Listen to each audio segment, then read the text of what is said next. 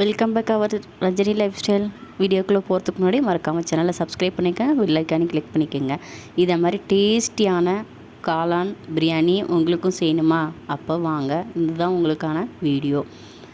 பிரியாணியே உங்களுக்கு செய்ய தெரியாமல் இருந்துச்சுனாலும் நான் இதில் சிம்பிளான மெத்தடில் சொல்லியிருக்கேன், ட்ரை பண்ணால் சக்ஸஸ் ஆகும். இதுக்கு நான் ஒரு பாக்கெட்டு மஷ்ரூம், நம்ம கடைகளில் வாங்குகிற மஷ்ரூம் வாங்கியிருக்கேன். இதை வாஷ் பண்ணி க்ளீன் பண்ணி எடுத்து வச்சுருக்கேன். இதை நான் இந்த மாதிரி குட்டி குட்டி பீசஸாக கட் பண்ணி வச்சுருக்கேன். ஃபுல்லாக கட் பண்ணி எடுத்து வச்சுருக்கேன். உங்களுக்கு இந்த மாதிரி குட்டி குட்டியாக வேணாலும் கட் பண்ணிக்கோங்க, இல்லை பெரிய சைஸில் வேணாலும் கட் பண்ணிக்கோங்க. அதுக்கடுத்து தேவையான பொருட்கள் பார்த்துடலாங்களா?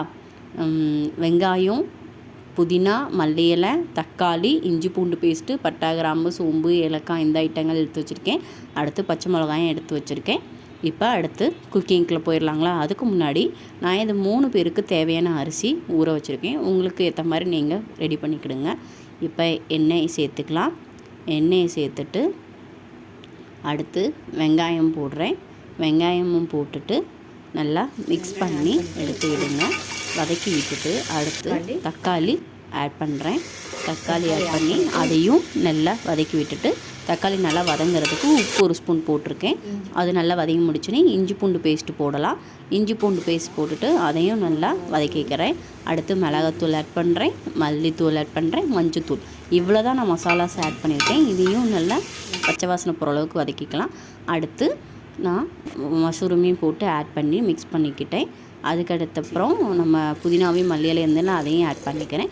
அடுத்து தேவையான அளவு தண்ணி ஊற்றிட்டு நம்ம கழுவி வச்சுருக்க இதையும் போட்டு இது பண்ணிவிட்டு குக்கரில் விசில் விட்டுட்டு 3 விசில் விட்டுருக்கேன். நான் என்னோடய அரிசிக்கு 3 விசில் போகணும், அதனால் 3 விசில் விட்டுருக்கேன். இப்போ ஓப்பன் பண்ணி பார்த்தோம்னா சூப்பராக டேஸ்டியான இதை மாதிரி பிரியாணி ரெடி ஆயிருங்க. இனி நம்ம இதை வேறு பாத்திரத்தில் மாற்றிடலாம். இப்போ ஓப்பன் பண்ணி பார்த்தீங்கன்னா டேஸ்ட்டு பார்க்கவே அவ்வளோ அழகாக இருக்குங்க. இங்கே பார்த்தீங்களா? இப்படி தான் நான் என்னோடய பிரியாணி என்னோடய ஸ்டைலில் செய்வேன். இந்த ஸ்டைலில் செஞ்சிங்கன்னா பக்காவாக உங்களுக்கு பிரியாணி ரெடி ஆகும்.